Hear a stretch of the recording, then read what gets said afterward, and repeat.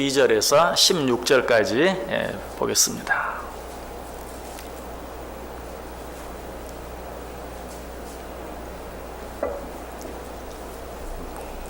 요한복음 12장 12절에서 16절까지 제가 대독해 드립니다. 그 이튿날에는 명절에 온 큰 무리가 예수께서 예루살렘으로 오신다는 것을 듣고 종려나무 가지를 가지고 맞으러 나가 외치되 호산나 찬송하리로다 주의 이름으로 오시느니 곧 이스라엘의 왕이시여 하더라. 예수는 한 어린 나귀를 보고 타시니 이는 기록된 바 시온 따라 두려워하지 말라. 보라 너의 왕이 나귀 새끼를 타고 오신다 함과 같더라. 제자들은 처음에 이 일을 깨닫지 못하였다가 예수께서 영광을 얻으신 후에야 이것이 예수께 대하여 기록된 것임과 사람들이 예수께 이같이 한 것임이 생각났더라. 아멘. 우리 옆 사람들과 한번 인사하겠습니다. 참 잘 오셨습니다. 큰 은혜 받으시기 바랍니다. 여러분 오늘도 정말 잘 오셨습니다. 하나님의 큰 은혜가 여러분 모두에게 임하시기를 주님의 이름으로 간절히 축원합니다. 자, 오늘 본문 어떤 사건에 대해서 기록하고 있습니까? 예수님께서 나귀를 타시고 예루살렘 성에 입성하신 사건이 오늘 본문에 나타나 있습니다. 우리가 이 사건 종려주일 때마다, 고난주일 때마다 이 말씀들을 생각합니다. 벌써 이 말씀을 여러 번 종려주일에 재작년, 작년, 올해 벌써 생각해 보았어요. 어떤 내용들 생각했는지 기억하시겠습니까? 3년 전, 2년 전, 1년 전에 어떤 말씀 생각했을까요? 너무 무리죠? 자, 이 말씀 가지고 겸손하신 예수님, 나귀를 타신 예수님, 겸손하신 예수님, 우리가 너무나 잘 아는 말씀 생각해 보았고요. 뿐만 아니라 왜 나귀를 타셨는가? 율법을 온전히 이루시기 위해서 나귀를 타셨다 하는 것 생각해 보았고요. 또 한 가지는 무엇이었습니까? 나귀를 타신 이유는 예수님께서 그 어떤 사람도 의지하지 아니하고 그 어떤 말이나 군대나 또는 말의 힘도 의지하지 아니하고 오직 하나님만 의지하는 뿐만 아니라 자기 자신의 힘도 의지하지 아니하고 오직 하나님만 의지한다는 그런 뜻으로 나귀를 타셨다 하는 것에 대해서 생각해 보았어요. 그것이 다일까요? 아니, 앞으로도 한 4, 5년은 더 생각해 보아야 아마 이 예수님께서 나귀를 타신 그 의미에 대해서 우리가 다 생각해 볼 수 있을 거예요. 자, 그런데 이제 그런 의미들은 또 다가오는 종려주일, 고난주일들을 통해서 생각해 보기로 하고 이 사건 속에 담겨진 그 많은 뜻과 의미들을 예수님의 제자들이 다 이해했는가? 우리는 다 이해하지 못하더라도 예수님의 제자들은 이해했겠지. 왜? 예수님께 직접 배운 자들이잖아요. 예수님과 함께 살았잖아요. 예수님과 함께 먹고 자면서 생활했잖아요. 그런 예수님의 제자들이 모를 리가 있겠는가? 세상 모든 사람이 몰라도 예수님의 제자들은 다 알았겠지. 그럴까요? 그렇지 않았죠? 오늘 본문 16절 보세요. 제자들은 처음에 이 일을 깨닫지 못하였다라고 이야기하고 있어요. 예수님의 제자들도 이 사건에 담겨진 그 의미들을 다 알지 못했고 깨닫지 못했다. 저는 이 말씀을 통해서 제일 먼저 다시 한번 성경의 진실성에 대해서 한번 생각해 보았어요. 자, 이 책은 누가 기록했습니까? 요한복음은 누가 기록했죠? 요한이 기록했죠. 저는 알만한 것만 물어봐요. 누가복음은 누가 기록했어요? 누가 기록했죠? 마태복음은 마태가, 마가복음은, 사도행전은 누가가. 예. 사도행전은 누가 기록했어요? 예. 제가 말씀드렸잖아요. 누가 기록했냐고. 누가 기록했다니까요. 예. 자, 요한복음은 누가 기록했어요? 요한이 기록했어요. 그런데 지금 요한이 말하는 것이 제자들이 이 사실을 몰랐다. 그 속에 자기 자신이 포함되어 있어요? 안 포함되어 있어요? 포함되어 있죠. 나도 몰랐다. 솔직히 내가 예수님의 제자라고 하면서 예수님과 함께 따라다닌다고 하면서 또 요한복음에 자신이 얘기한 것처럼 그의 사랑하시는 제자, 예수님의 사랑받는 제자라고 스스로 말하면서도 나는 그 사실을 알지 못했다 뿐만 아니라 다른 제자들도 알지 못했다. 참 성경은 진실이에요. 솔직해요. 거짓이 없는 책인 것을 다시 한번 알게 돼요. 자, 여러분들은 어떻습니까? 여러분 한번 스스로 대답해 보세요. 나는 이 사건의 의미에 대해서 바로 알고 있는가? 자, 대답은 두 가지겠죠? 아니, 모르고 있습니다. 아니, 어느 정도 알고 있습니다. 대답은 두 가지겠죠? 자, 만약에 여러분이 나는 알지 못합니다 라고 생각하고 있다면 오늘 이 말씀을 통해서 이 사건의 의미가 무엇인지 깨달을 수 있게 되길 바랍니다. 혹시 나름대로 알고 있습니다 라고 생각하시는 분들은 내가 알고 있는 것이 맞는지, 정말 잘 알고 있는지 확인해 볼 수 있는 그런 시간이 되기를 원합니다. 여러분, 이 사건 속에 감추어진 의미가 무엇입니까? 예수님의 제자들은 그 사실을 이해하지 못했다고 했는데 나는 얼마나 그 사건들에 대해서 바로 이해하고 있습니까? 예수님께서 나귀를 타고 예루살렘 성에 입성하신 이 사건의 의미가 뭐예요? 아까도 말씀드렸던 것처럼 너무 많아요. 어쩌면 너무 복잡해요. 그러나 그것을 한마디로 이야기한다면 이제 예수님께서 고난을 당하고 십자가에 달려 죽으실 때가 되었다라는 사건이, 이제 내가 너희들의 모든 죄를 대신 지고 너희를 위하여 죽어야 할 때가 되었다. 그런데 예수님의 제자들은 이 사건을 어떻게 받아들였는가? 나귀를 타고 예루살렘 성에 입성하시는 모습을 보면서 이제 드디어 예수님께서 유대의 왕으로 등극하시는구나 라고 생각했어요. 오해를 해도 얼마나 크게 오해를 했습니까? 예수님은 이제 내가 너희를 위하여 죽어야 되겠다라고 생각하시고 그것을 가르쳐 주시기 위해서 예루살렘 성에 입성하고 있는데, 그 모습을 본 사람들은 이제 드디어 예수님께서 유대의 왕이 되시는구나, 우리의 왕이 되셔서 우리를 저 로마의 압제로부터 해방시켜 주시는구나 라고 착각하고 있었다는 것이, 왜 그랬습니까?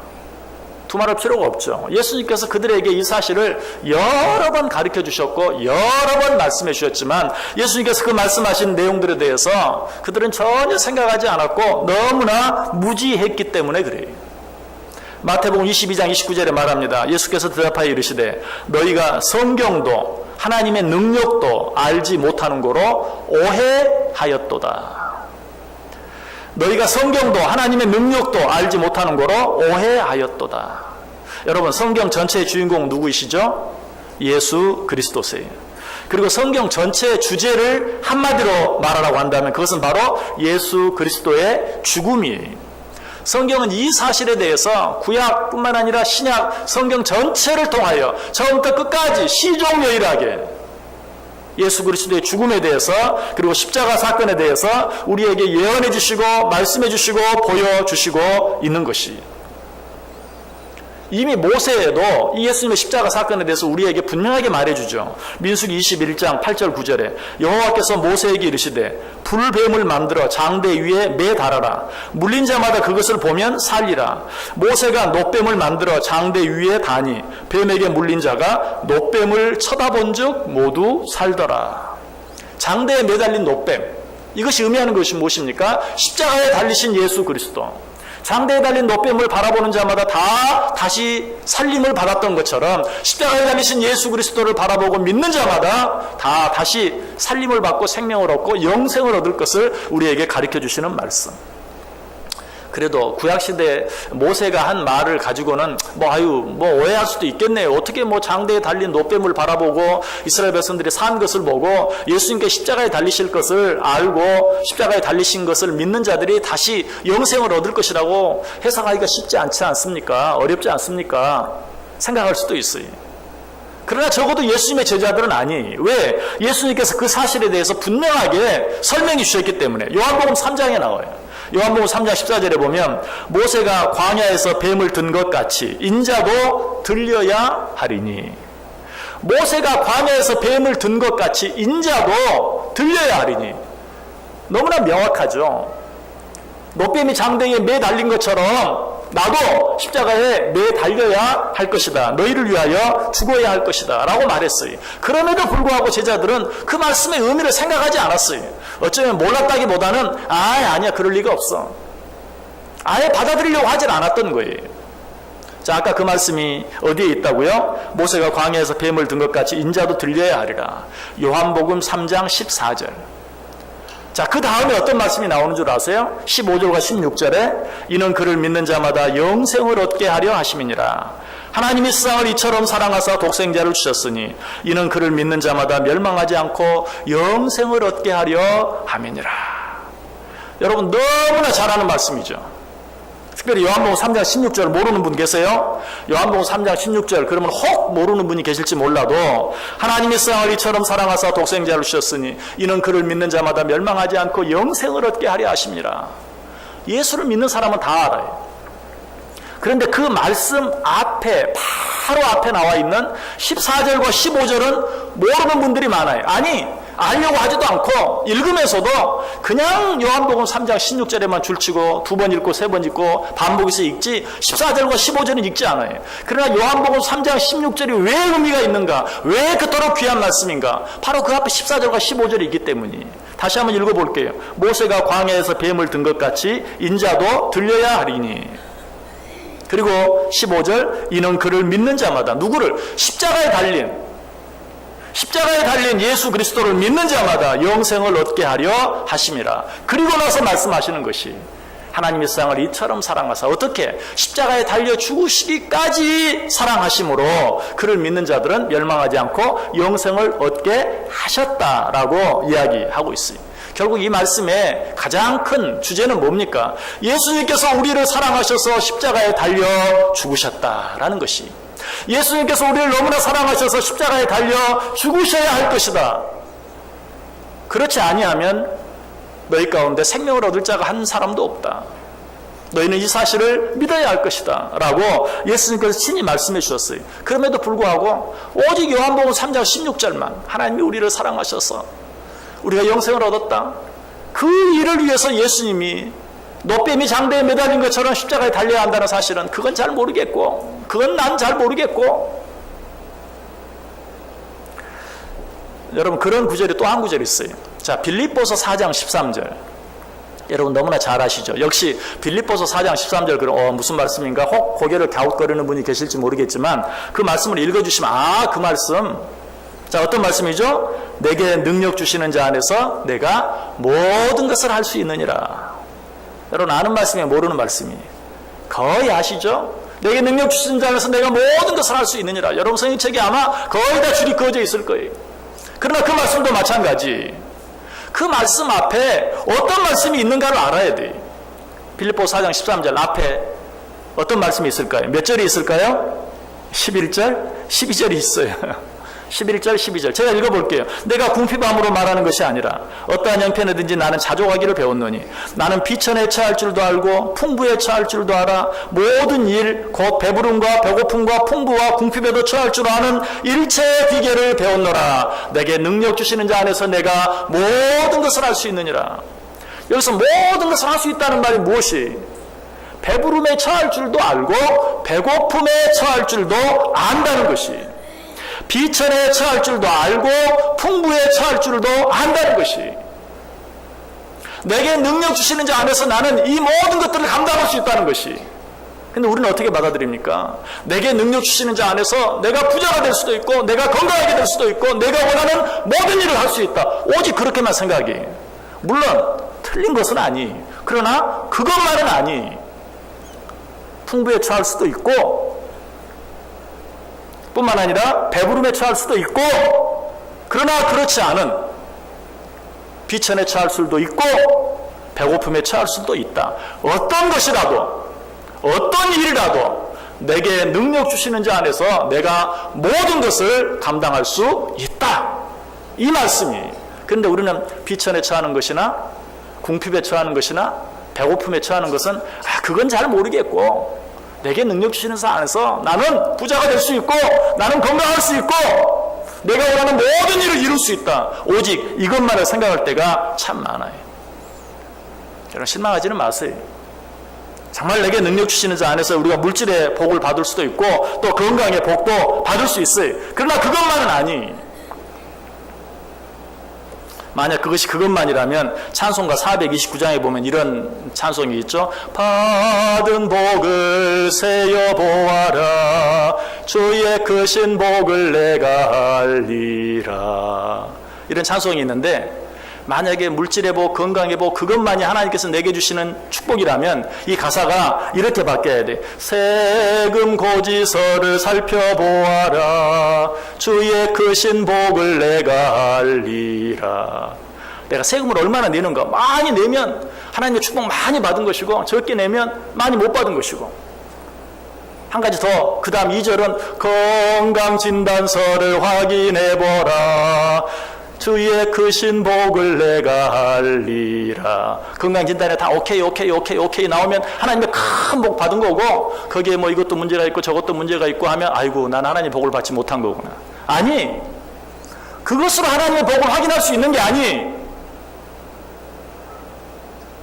하나님께서 필요하시면 물질의 복, 건강의 복도 허락해 주세요. 그러나 우리는 분명히 고백할 수 있어야 돼요. 하나님의 뜻이라면 풍부와 배부름뿐만 아니라 비천과 궁핍과 배고픔에도 처할 수 있다는 사실. 주님께서 내게 능력 주시고 힘 주시고 믿음 주시면 능히 그 모든 일까지도 감당할 수 있습니다. 이것이 믿음이고 이것이 하나님께서 오늘 우리에게 주시는 말씀이에요. 그러나 제자들은 이 사실을 전혀 깨닫지 못했어요.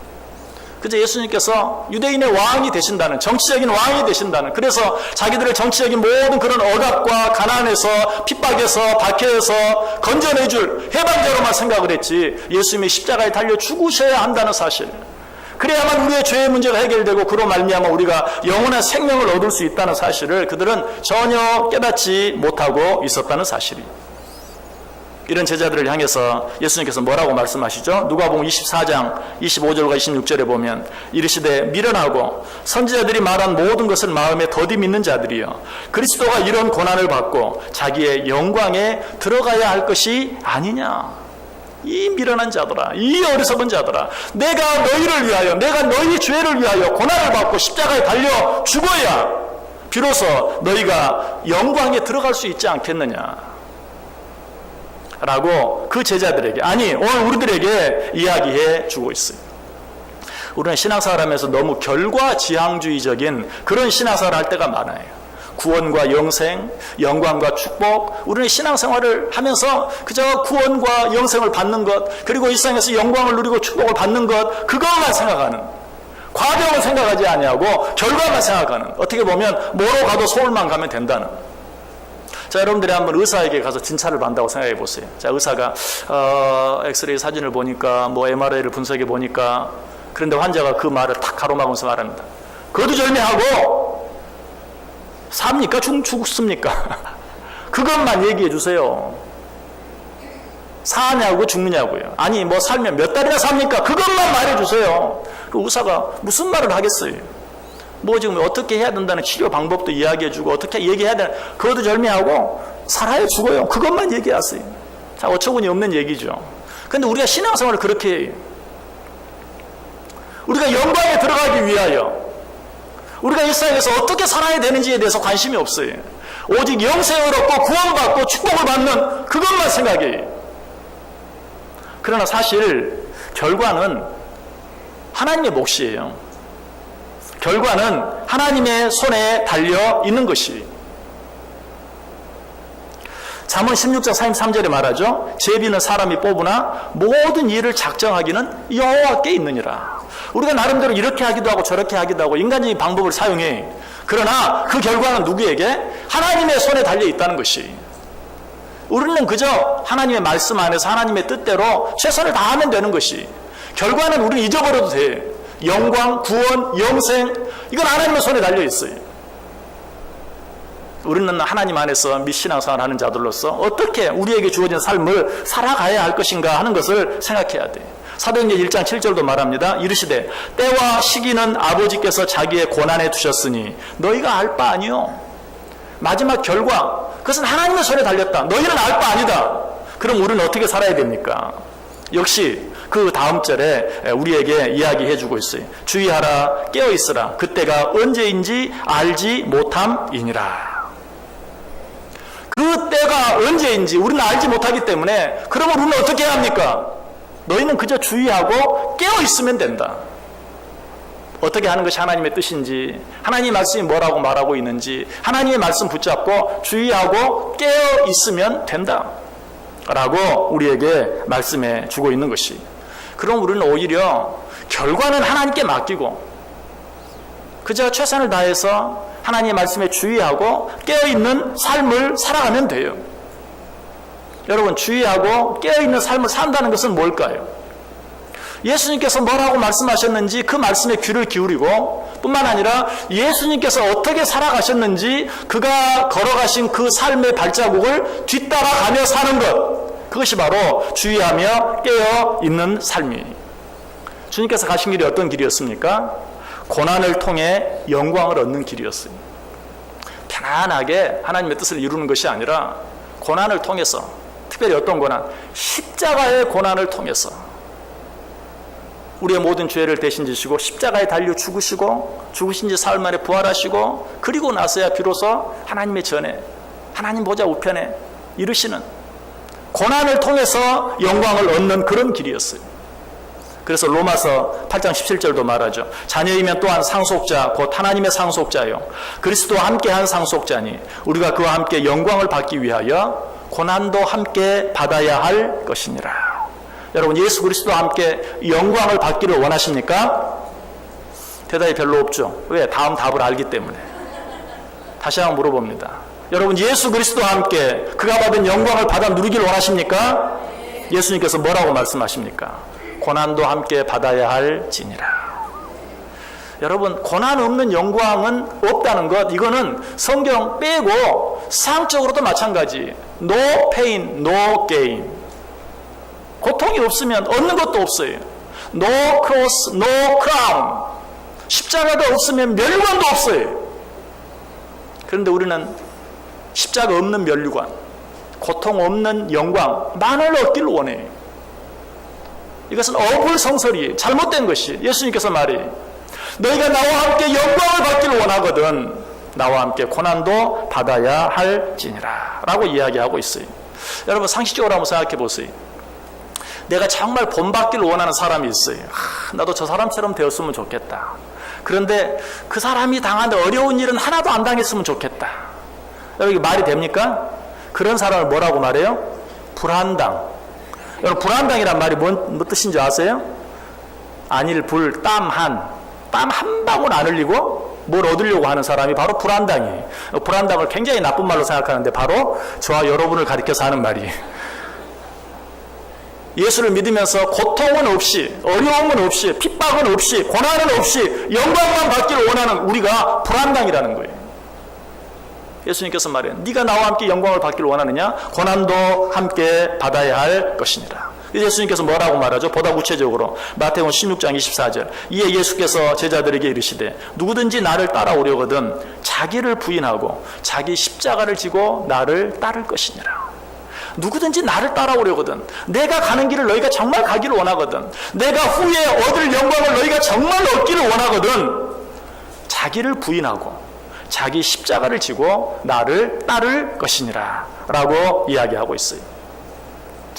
어쩌면 아무리 이렇게 이야기해도 정말 고난당하기가 싫고 너희가 영광을 받기를 원하면 정말 고난도 받아야 될 것이다 라는 이 말씀이 마음에 와닿지 않고 하는 그런 분 계십니까? 여러분, 주님께서 우리에게 하시는 말씀이 여기서 끝나지 아니하고 계속되고 있다는 사실을 기억하세요. 요한복음 16장 33절에 이렇게 말해요. 이것을 너희에게 이르는 것은 너희로 내 안에서 평안을 누리게 하려 함이라. 세상에서는 너희가 환난을 당하나 담대하라. 내가 세상을 이기었노라. 고난을 정말 당해야 합니까? 예수님이 당한 그런 핍박, 그런 어려움을 내가 정말 당해야 합니까? 내가 견딜 수 있을까요? 내가 잘할 수 있을까요? 염려가 되고 걱정이 되는 분 계세요? 주님께서는 우리의 마음을 벌써 아셨어요. 그리고 말씀하시는 것이 내가 왜 이런 너희들이 받아들이기조차 힘든 이런 이야기들을 왜 너희에게 하는 줄 아느냐? 너희로 내 안에서 평안을 누리게 하려 합니다. 왜? 지금 너희들이 그 싸워야 되는 싸움은 과정은 힘들 수 있다. 너희들 눈에 보기에는 참 견디기 어려운 싸움인 것처럼 느껴질 수도 있다. 그러나 그 싸움은 내가 이미 먼저 싸워서 이겨놓은 싸움이다. 결과는 정해져 있다. 너희들의 승리로 결과는 정해져 있다. 그러므로 너희 앞에 어떤 일이 당할지 그것 때문에 두려워하지 말라. 염려하지 말라. 아이고 내가 잘할 수 있을까? 걱정하지 말라. 내가 싸워놓았다. 내가 이겨놓았다. 그러므로 두려워하지 말고 그냥 내가 간 길을 너희는 따라오기만 해라 라고 이야기하고 있어요. 사실 육신의 부모들이 자녀들에게 그렇게 말하죠. 사실 육신의 부모들은요, 자녀들에 대해서 다 책임져 줄 수도 없어요. 자, 책임져 줄 수도 없으면서 나 믿고 해봐. 하나만 해봐. 라고 말할 때가 참 많아요. 내 말 듣고 절대 손해 안 날 거야. 손해 날 수도 있어요, 사실. 우리 아들이 저기 있는데 저도 그렇게 자주 말하지만 손해 날 수도 있어요. 그래도 책임져 줄 수도 없으면서도 부모는 그렇게 말해. 그러나 우리 하나님은 그렇게 뭐 책임질 수 없는 말 하시는 분이 아니에요. 주님이 말씀하시면 틀림이 없어요. 두려워하지 말라, 염려하지 말라. 내가 세상을 이겼다. 너도 반드시 이길 것이다. 여러분, 힘들고 어려운 시간이 있을 수 있어요. 과정이 있을 수 있어요. 일들이 있을 수 있어요. 그러나 결과는 승리로 확정되어져 있어요. 우리는 그런 삶을 사는 것이. 그러므로 두려워하거나 염려하지 아니하고 오직 주님 앞에서 주의 말씀 붙잡고 힘들고 어려운 시간도 감사하고 찬송하며 그 뒤에 이미 확정되어져 있는 영광의 시간, 승리의 시간을 생각하며 감사하고 찬송하며 살 수 있어야 된다. 제가 언젠가 롤러코스터 이야기를 한 적이 있어요. 이제 여름철 되고 휴가철 되면 어린 우리 자녀들은 어린이 놀이터에 가기를 원하죠. 거기 가면 어때요? 롤러코스터를 탑니다. 롤러코스터 생각만 해도 아찔하죠. 요즘 롤러코스터들은 정말 옛날 저 어린이 대공원에 있던 청룡열차하고는 달라요.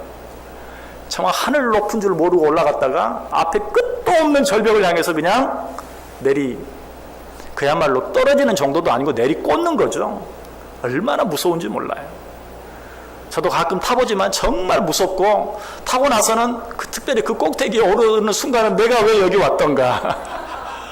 근데 다음에 또 타요. 그거 굉장히 비싸요, 그거. 근데 다음에 또 타요. 애도 아닌데. 왜 그렇죠? 정말 죽을 것 같은 그런 순간이 있지만 안전하게 저 밑에 몇 초 후면 있을 것을 알기 때문에 그 힘들고 어려운 죽을 것 같은 그 시간을 어때요? 즐기는 거예요.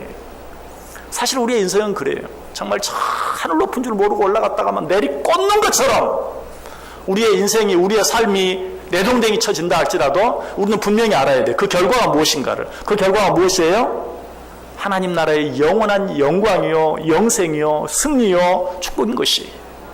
그러므로 우리는 그 어떤 일들 앞에서도 두려워하지 아니하고 담대하게, 오히려 주님 한 번 더 바라보면서 찬송하면서 살아갈 수 있어야 된다. 보다 놀라운 말씀은 뭡니까? 로마서 8장 18절에 있는 말씀이죠. 생각하건대 현재의 고난은 장차 우리에게 나타날 영광과 비교할 수 없도다. 롤러코스터는 잠깐 재밌긴 해요. 근데 또 내려가고 나면 허전하고요, 돈이 아까워요.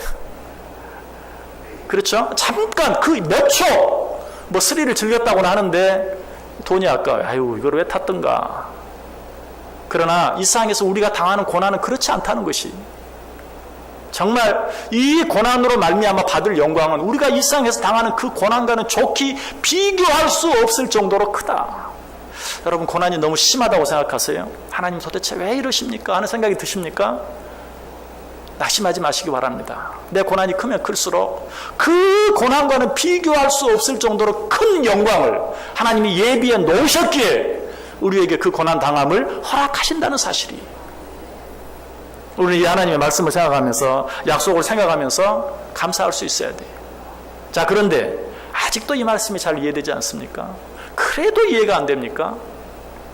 역시 실망하지 마세요. 오늘 보면 16절에 보면 이런 말씀이 나오기 때문에, 제자들은 처음에 이 일을 깨닫지 못하였다가 예수께서 영광을 얻으신 후에야 이것이 예수께 대하여 기록된 것임과 사람들이 예수께 이같이 한 것임이 생각났더라.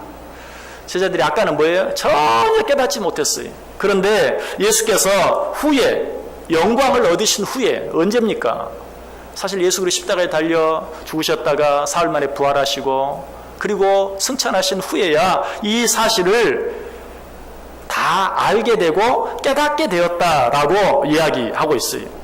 요한복음 2장 22절에도 말합니다. 죽은 자 가운데서 살아나신 후에야 제자들이 이 말씀하신 것을 기억하고 성경과 예수께서 하신 말씀을 믿었더라라고 이야기하고 있어요. 이 말씀은 어떤 말씀? 뒤에 나오는 말씀이죠. 성전을 헐라, 내가 사흘 만에 다시 세우리라. 그때 사람들이 뭐라고? 아니 46년 동안 지은 성을 헐면 사흘 동안 어떻게 다시 세워? 바리새인들만 그렇게 생각한 게 아니고 예수님의 제자들도 표현을 안 했지만 똑같이 생각한 거예요. 아니 무슨 말씀이야? 예수님이 미치셨나? 이렇게 생각하고 있었어요. 그런데 뭐라고 말해요? 죽은 자 가운데서 살아나신 후에야 제자들이 이 말씀하신 것을 기억하고 성경과 예수께서 하신 말씀을 믿었더라.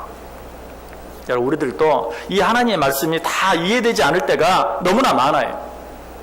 자, 그렇다면 우리들에게는 언제 이 모든 말씀들이 정말 믿어지고 깨달아지고 이해가 되어질까요? 요한복음 7장 39절에 보면 이는 그를 믿는 자들이 받을 성령을 가리켜 말씀하신 것이라. 예수께서 아직 영광을 받지 아니하셨으므로 성령이 아직 그들에게 계시지 아니하시더라. 그럼 그때가 언제일까요? 이 모든 말씀들이 깨달아지고 이해되어지고 받아들여지고, 그래서 내게 어떤 일이 있든지 감사하게 되고 찬송할 수 있게 되는 때가 언제일까요? 언제쯤 되면 도대체 내가 그렇게 할 수 있을까요? 성령이 내게 임하시면, 성령이 내게 임하시면. 사실 예수 그리스도께서 부활하신 후에도 예수님의 제자들이 모든 걸 다 확실하게 깨달은 것은 아니죠. 그래서 그냥 한 곳에 모여서 두려워 떨고 있었죠. 그런데 그들이 그 모든 사실을 언제 밝히 알게 되었습니까? 오순절 성령 강림 사건이 그들에게 임하였을 때 그들이 비로소 깨닫고 기뻐할 수 있고 모든 두려움과 염려 가운데서 벗어날 수 있었어요. 오늘 우리들에게도 말합니다. 요한복음 14장 26절에 보혜사 곧 아버지께서 내 이름으로 보내실 성령, 그가 너희에게 모든 것을 가르치고 내가 너희에게 말한 모든 것을 생각나게 하리라. 보혜사 성령이 너희에게 임하시면 너희가 하나님의 모든 말씀을 밝히 깨닫게 될 것이다. 사도행전 1장 8절에도 오직 성령이 너희에게 임하시면 너희가 권능을 받고 예루살렘과 온 유대와 사마리아와 땅 끝까지 이르러 내 증인이 되리라. 무엇이 임하면? 오직 성령이 너희에게 임하시면. 그래서 예수님께서 부활하신 후에 제자들을 모아놓고 뭐라고 말씀하셨습니까? 사도행전 1장 4절과 5절에 보면 사도와 함께 모이사 그들에게 분부하여 이르시되 예루살렘을 떠나지 말고 내게서 들은 바 아버지께서 약속하신 것을 기다리라. 요한은 물로 세례를 베풀었으나 너희는 몇 날이 못되어 성령으로 세례를 받으리라. 성령이 너희에게 임할 때까지 너희는 꼼짝 말고 기다려라. 성령이 임하면 너희가 지금 두려워하고 염려하고 걱정하는 모든 일들이 사라지고 담대하게 나아가서 내가 너희들을 통하여 이루기를 원하는 일들을 감당할 수 있게 될 것이다. 그때까지 기다려라. 무엇이 임하면? 성령이 임하면 믿을 수 없는 일들이 믿어드려져요. 받아들일 수 없는 일들이 받아들여져요. 감사할 수 없는 일이 감사할 수 있게 돼요. 찬송할 수 없는 일이 찬송할 수 있는 일이 돼요. 무엇이 임하면? 성령이 임하면. 여러분, 이 세상을 살아가면서 정말 어떤 일들 앞에서도 두려워하지 않냐고 감사하며 찬송하는 삶을 살기를 원하십니까? 성령 충만을 사모하시기 바랍니다. 내 노력으로 되지 않아요. 여러분 담력이 아무리 커도, 여러분 성격이 아무리 적극적이고 아무리 낙관적이어도 그렇게 되지 않아요. 오직 무엇이 임하면? 성령이 임하면 그렇게 되어질 수 있어요. 그래서 시편 107편 9절에 뭐라고 말합니까? 그가 사모하는 영혼에게 만족을 주시며 줄인 영혼에게 좋은 것으로 채워주심이로다. 성령을 사모해야 돼요. 내가 할 수 없는 거 나는 왜 이럴까? 실망하지도 말고 낙심하지도 말고 걱정하지도 마세요. 나는 원래 그런 사람이고 나는 원래 안 되는 사람이, 인간은 원래 안 돼요. 전적으로 타락한 아무것도 할 수 없는 인간이에요. 그러나 무엇이 임하면? 성령이 임하면. 예수님의 제자들도 뭐 좀 된 것처럼 열심히 따라다녔지만 예수님이 돌아가시기 전에 하신 말씀이 무슨 의미인지도 몰랐고, 돌아가셨을 때도 그때도 모르고 그냥 실망하고 낙심하고 자기 고향으로 돌아가 버리고, 부활하고 난 뒤에도 몰랐어요. 그리고 여전히 두려운 가운데 있었어요. 그러나 성령이 그들에게 임할 때 그들이 다 어떻게 되었어요? 죽기까지 순교하는 귀한 자들이 다 되었어요. 자기들이 잘나서 된 거 아니에요. 오직 무슨 힘으로? 성령의 힘으로. 여러분, 우리가 이 세상 살아가면서 어떻게 해야 합니까? 오직 성령을 사모하며 살아야 돼요. 성령 충만을 사모할 수 있어야 돼요. 다른 것들은 참 우리들은 자족할 줄 몰라요. 하나님이 이만큼 채워줘도 여전히 모자라고 여전히 감사하지 못하고. 그런데 성령 충만만큼은 참 자족하며 사는 분들이 아유 이 정도면 됐어. 아유 더 해봐야 뭐 아유 그러면 안 되지. 또 잘못하면 또 내 살림 다 갖다 교회에다 내놓으면 어떡해. 안 돼. 아유 잘못하다가 또 내 자식들까지 다 내놓으면 어떡해. 아유 거기까지 가면 안 되지. 난 이 정도가 딱 좋아. 다른 거는 물질의 문제, 건강의 문제, 이런 문제는 참 자족할 줄 모르면서 은혜, 성령 충만, 이것에 대해서는 굉장히 자족하며 살아요. 이 정도면 됐어. 더도 말고 덜도 말고 난 여기가 딱 좋아. 여러분 그렇게 살지 마시고 성령 충만을 사모하며 사세요. 성령 충만 받으면 모든 것이 달라지고 모든 것이 새로워지고 모든 것을 할 수 있게 되고 어떤 일들 가운데서 두려워하지 아니하고 감사하며 찬송할 수 있어요.